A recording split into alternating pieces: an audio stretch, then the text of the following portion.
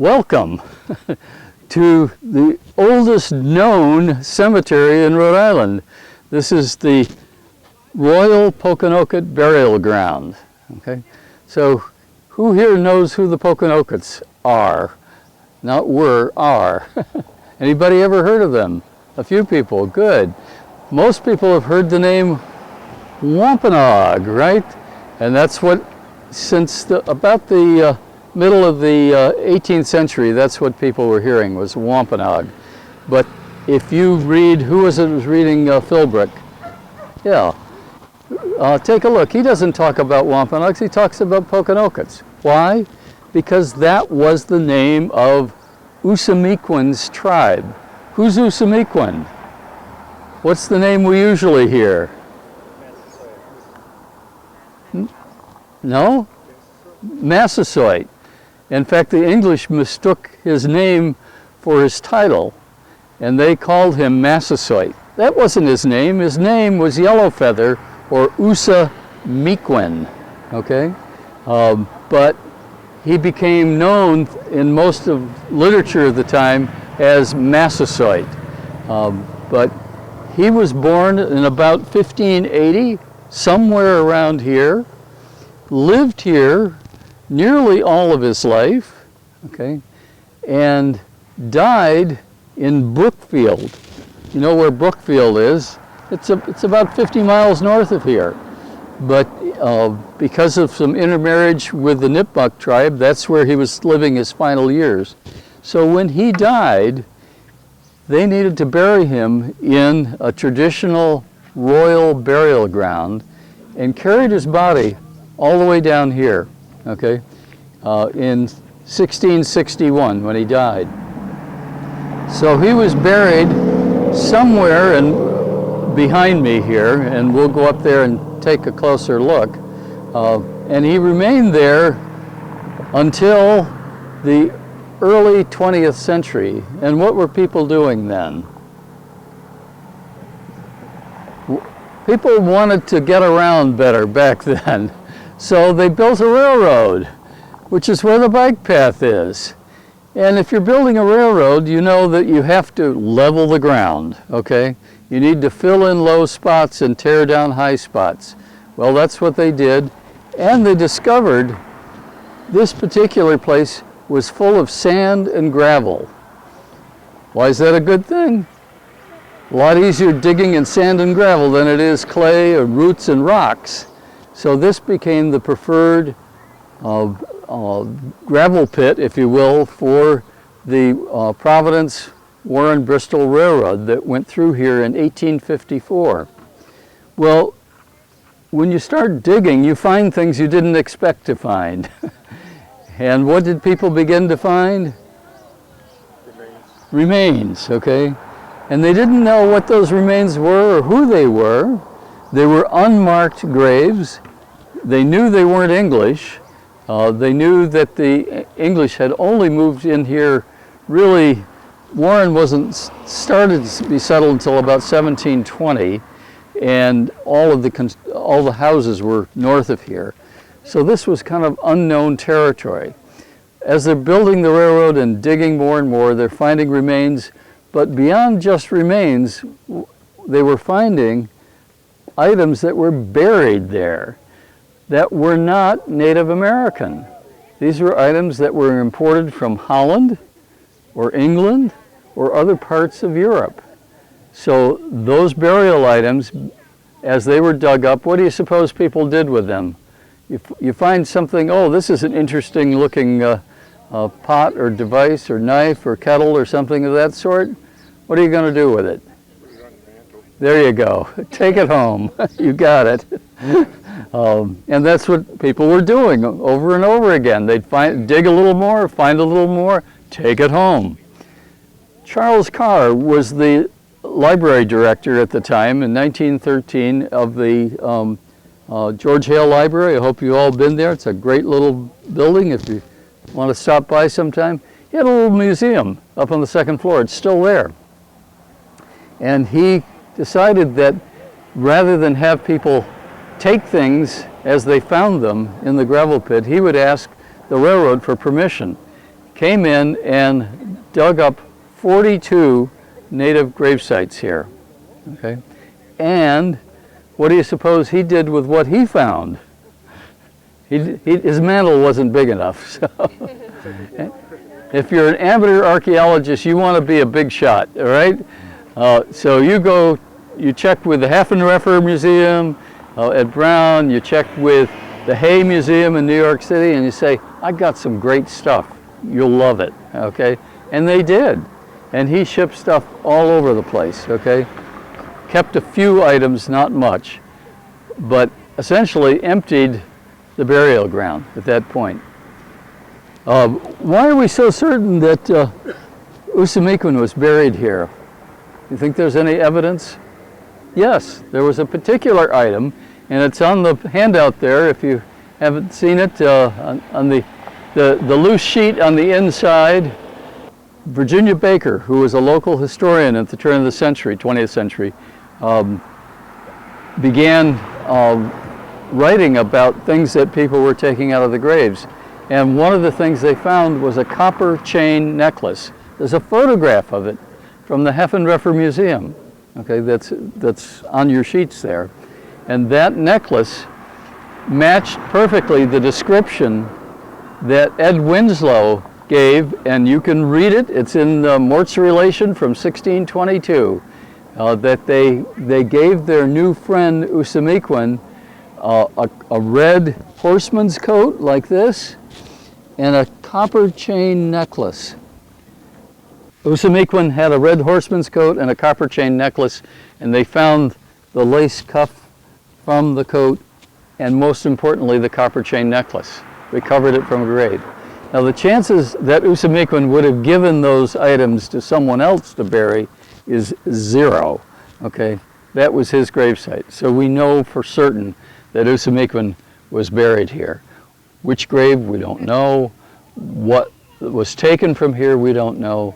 But in 1913, that seemed like a good idea because that way people wouldn't be taking everything home with them, all right?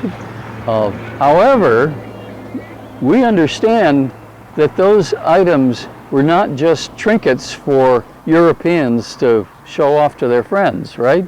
These were burial items. These were ceremonial instruments that were meant to be with each person when they go to the afterlife, okay? So here, good old European Americans were digging stuff up and taking it home. So the tribes down in Mashpee got together after the 1990 Gravesite Reclamation Act of the federal government that said, you take something from a native gravesite, it has to go back to the tribe. And they spent 20 years going to all the museums they could find and recovered over 600 items that were taken. So when they had them all in 2017, just 4 years ago, they got permission from the town of Warren, and you'll see the site, and were able to return those items and rebury them where they had originally come from. Fortunately, Warren had the good sense to keep this as a park, and even though they leveled much of the field up there, they did not disturb the burial area that's right up the hill there. So as far as we know, everything is intact, and thank goodness for that. So we've had members of the tribe over here. I'm sorry we weren't able to get somebody from the tribe to come and tell you this whole story, but it's an important story in terms of the history of this area, and we'll talk a little bit more about that after we go up to the memorial site, and we'll talk a little bit more about the geology of the area and also about the reburial and the meaning of it today. Anybody have any questions at the moment I can answer? Absolutely. Over 300 members of the Pokanoket tribe live in the region. Okay, the Sagamore, the chief, if you will, of the tribe lives in Barrington. Okay, so they're frequently here, and if you look at the insert there, there's a couple pictures of unfortunately the Sagamore had to wear a mask then. That was 2 years ago. Remember masks? But he was very happy to be here and to talk about the meaning of finally people recognizing that though this is used as a park, the most important part of this is that this was a royal burial ground. Only one of two. There's one in Middleborough and this one. That's it. Did you have another question? Well, honestly, the way I see it, the term Wampanoag was part of the erasure of the Pokanokets. Remember, it was Philip and his people who started the King Philip War, which, if you know anything about that war, was a terrible war on both sides. Lots of people died. 25 European villages were burned to the ground, etc. It only lasted 14 months. And at the end of that time, Philip was killed where he had originally come from. He was living down on Mount Hope at the time. And the English wanted nothing to do with Pokanokets. You understand after war, I mean, look at what's happening in Ukraine. People will want nothing to do with the Russians, okay? So what happens after war is that people take draconian measures. And in this case, if they didn't enslave native people, mostly women and children, or kill the remaining men, they put them on ships and sent them down to Barbados and enslaved them there. So there was a genocidal attempt at erasure of the Pokanoket tribe. That's why you did not hear much of anything about them. In fact, it was illegal for them to say they were Pokanoket or speak their language. Okay, so this term Wampanoag, which came in with Cotton Mather during halfway through the war, he was describing Philip's affiliated tribes. So he didn't have to say Wampanoag, Nipmuc, Narragansett, etc. He could just call them the Wampanoag, okay, meaning Eastern tribes, okay? And that's where that's the first time that name was used. Usamiquan never heard the term Wampanoag. There was never a Wampanoag tribe. There became a Wampanoag Federation in 1928, and in time we now have the Mashpee Wampanoags as a federally recognized tribe. The Pokanokets are not recognized. Anybody understand why not? What do you have to do to be recognized as a tribe? You have to establish a history, okay? You have to go back to colonial times and show a record that you were in charge of your tribe over that time. Not so hard for the Narragansetts, not so hard for the Mashpees because they never fought in the war. They were neutral and they helped the English. So that wasn't a problem for them establishing their history. But if you're Pokanoket, where do you say you were 100 years ago, 200 years ago, 300 years ago? You were dispersed, you were banished. You couldn't even say your name. How are you supposed to establish federal recognition then? And that's the dilemma that they face. They're not able to get recognized. So we're working on state recognition for them, okay? And all the tribes, there are 8 tribes in Rhode Island. You will only hear one of them, Narragansett, okay? Pardon me? You hear Wampanoags too. Oh, the Wampanoags will claim this area. Yes, right, yes. So that's how tribal identity has shifted over time. And we're working to shift it again, okay? Other questions? Yep. Is there any evidence that Roger Williams met any of the Pokanokets when he came through war? Oh, sure, absolutely. And you want to know that whole story? Remember, Usamiquan was. He went to England a couple of times to advocate. Some of the tribes did, yeah. No, Roger Williams. Oh, he went in 43 and again 61, yeah, for his charter. Yeah. But remember, when Roger came here, he first went to Plymouth.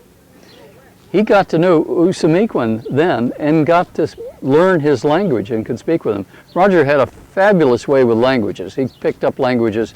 His father was a cloth merchant in London, and if you wanted to get the best prices on cloth, you go down to the docks when the ships are coming in from India and other places, and you negotiate a price. Well, instead of waiting for the captain to negotiate a price, Roger would talk to the crew, in their language, which he learned, and make a good deal. So he got really good prices and really good deals. He does the same thing when he comes here. He learns the native languages, gets to know and befriend Osamequin. Ends up, I won't tell you the whole story, goes up to Salem, they kicked him out. So in January, the worst winter of that season, he walks 60-some miles down here, comes to where Osamequin lives, okay? He's deathly ill. They shelter him. Anybody know where? A place called Margaret's Cave, just on the other side of the Warren border there. So he was sheltered there, and we go out there a couple times a year, and we're thinking, they didn't put Roger out there in the middle of the woods in January to recover. That was the winter settlement for the tribe. So we've had, there's a painting over there. You want to hold that one up, that middle one up? That's a painting of the winter encampment at Margaret's Rock. Margaret's Rock is up on the upper left there. And this is conjecture. We don't have any archaeological proof, but it simply makes good sense that Roger wasn't out in the woods all by himself, okay? And we know that they would move away from the coast in the wintertime. So Roger recovers, ends up going up to what's now East Providence on Omega Pond, plants his crops. Just about this time of year, Ed Winslow shows up from Plymouth and says, you got to get out of here. This is Plymouth territory. So, you know, his corn's already up a foot, you know. So across the river he goes and goes over to meet Canonicus. And any good Rhode Islander know what he said when he met Canonicus? What cheer, Netop, right. Hello, friend. Okay, it's on all the city vehicles, right? What cheer, take a look. So that's how he ends up in what is today Providence. Any other questions? Don't want to belabor this. And I'm going up to, you can see the monument just at the top of the hill there. You are on the ancient land of the Pokanoket tribe, who have been here for over 10,000 years. We have adopted a land acknowledgement here in the town of Warren, as have Barrington and East Providence. We'll get Bristol at some point, because Somes is the ancient land here. And though we like to think, oh, Warren is really old, it goes back to the early 1700s. No way. I mean, if you can imagine, you know, the length of time that people have lived here, then you get some sense of the ancient civilization that was here. Okay, all the features of a civilization with one exception. What's the one thing you don't see around here from that period of time? Buildings. Private ownership? Well, there's not much of that, but yeah, there wasn't private ownership. Land was held communally then. What's most important to understand is that you're seeing the landscape, but unlike the Greeks, the Romans, the Egyptians, and everybody else who built things out of stone, native people here didn't believe in that. They found things. They found places where there's stones and attributed them a ceremonial purpose. Okay, one of the ones I'm certain of, though no archaeologist has verified it. If you're up on Route 136 going north into Swansea from Warren, you go by Johnson's Market. Next time you go by there, look on the eastern side of the street there, and you will find a large glacial erratic boulder. I agree that's what it is, but it's perched on top of a granite outcropping in an area that was known as Sachem's Knoll. Okay, and across the street is King's Rock, which was known as the Native American grinding stone, because it's flat surface across the top with a groove down the middle of it, which is still there. You could roll a rock and grind corn there. So those are two good examples of native structures, okay, that have been there forever, that no one identifies as native. So people think, well, they're all gone. Well, you got to know where to look. They aren't gone. It's as if Athens were not built on top of the Acropolis. You know, the Acropolis has that big flat mountain there. Well, if you just left it like that, that would be a native structure. The other native structure is down on Mount Hope. How many people have had the opportunity to go onto Heffenreffer property there and visit? Yeah, good, okay. If you want to go now, you can't. Brown University won't let you. We're working to get that property turned over to the tribe so you can go back there. But the King Philip's seat, or the Massasoit seat, is an excellent example of here's a natural stone outcropping, a great big quartz outcropping that's 50 feet high with a throne-like seat in the middle of it. No one ever carved that. That was found. But that became the ceremonial place for the tribe for hundreds of years there. Okay?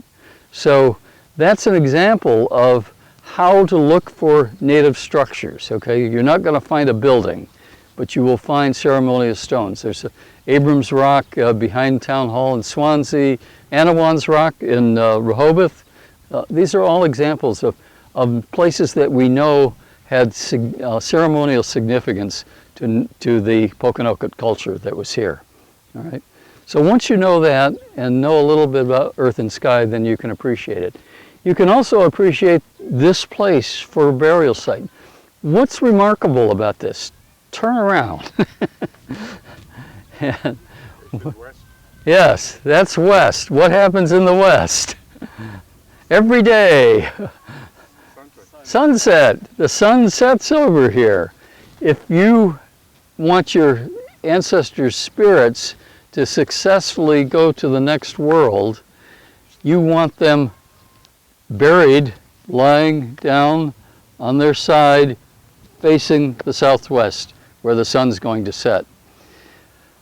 Those of you from across the bay, can you see your home across there? Is Warwick right there? Huh? That's right. Warwick is on the other side, okay? And who's in Warwick? Back then, when you were burying people here in the 1500s, who occupied the land on the other side of the bay?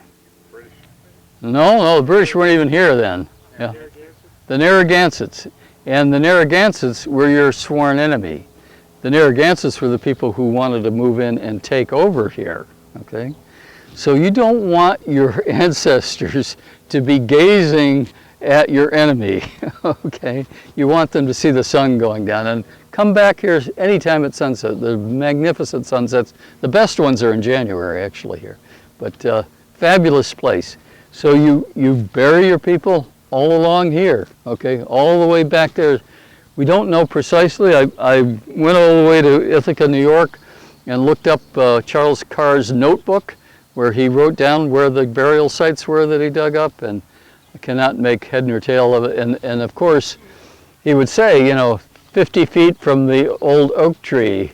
And, that's 100 years ago. There's no oak tree there anymore, all right? So there's no way of knowing precisely. But we do know that this is the area that he dug here. And this is the same area where the Mashpees, who, having collected everything, also dug a place for a stone crypt. I think there's a picture of it in there. And so beneath my feet is over 600 burial items in a vault that's below ground and should remain there forever. Let me just explain a little bit more about the topography while you're up here. If you go just up over that little rise there on the sidewalk, you will see a whole flattened area. Do you think that's natural? Nature doesn't afford us, doesn't build us baseball fields, right? We have to make them ourselves. So in 1923, after the railroad was done using the gravel here, and after Charles had dug everything up in 1913, the town bought the land. And because that area was just a mess, it was dug gravel, trees, one thing or another, not a nice place. They decided to just tear down the remaining trees and then push the sand and gravel that was remaining down and make a nice beach. So all of that area that flattened area was man-made in 1924 and became Burr's Hill Park at that time. Again, fortunately, they did not disturb this area up here, and hopefully they never will. In fact, right now, if they're going to build anything here, they have to bring in the state archaeologists and look for native remains here. Okay, they did the same thing when they did some work down on Lower Water Street. So this is basically a protected area, which it should be. And now that Charles has done his work, taken everything out, the Mashpees have put everything back, it should remain this way. And people have suggested that there might be other things that we can do up in this area to honor the tribe. I think the best thing is for people to know their history, know who they are, and to tell other people about that, so that their story, you know, again, this is a group that has been living here for 10,000 years. Since the glaciers retreated, people have been living here. And yet, you know, I moved here 40 years ago. I live in a house over the corner of the park there. Knew nothing about it, okay? Has anybody taken a look at the town hall in Warren? Over the door, what do you see? Yep, there's an Indian face there. There's a picture of it in the colored handout there. And it says, Soames, 1621. I lived here for 40 years. I never knew anything about that, okay? We just got the town council to pass a regulation, whatever, to fund new town entrance signs. So when you come into Warren, it'll say, "Welcome to Warren, home of Osamequin, who welcomed the Pilgrims in 1621." Okay, we need to teach people what a fabulous place this is, and always has been. If you're lucky enough to live here like I am, you appreciate it. The land, the water, it's just a gorgeous place, especially in a day like this. Well, we weren't the first ones to find it. And if you look at all of the English villages that have grown up over the past 300-400 years, nearly all of them are sited on native villages, okay? So first you let people who've lived here forever and found the good places to live, and then you drive them out and move in, right? That's how it worked. And that's what we call settler colonization, okay? So what we're working at is undoing that colonization, decolonizing. And part of that has to do with teaching people the history of the place, renaming things. You know, so many names have been, you know, anglicized, though we still find, you know, street names, and you probably came down Metacomet Boulevard, right? But many people who grow up here have no idea who that is, you know, how it's named that way. This is why we need to teach people. So we've got a website, we'll have this video, we've got many other things, many other ways of teaching people. So, any further questions? Sand and gravel to make the beach. Right. Many people think that those are Indian burial grounds, well, mounds. They're not, okay? This whole area was nothing but sand dunes, okay? That's just one of the sand dunes. They probably carved out the path in between them, that's my guess. We don't have any good historic records of how they designed the park. We don't think Olmsted was involved. They submitted plans, but he never responded. But no, those, you will not find burials under there, okay? All the burials that we know of were up here. Though, you know, it's conceivable, you know, if you have thousands of people living in one place for thousands of years, there's a pretty good chance that there are people buried in many places around here. Remember, this was just the royal burial ground, okay? And this was just from the 1500s. We know that from the items that were taken from the graves.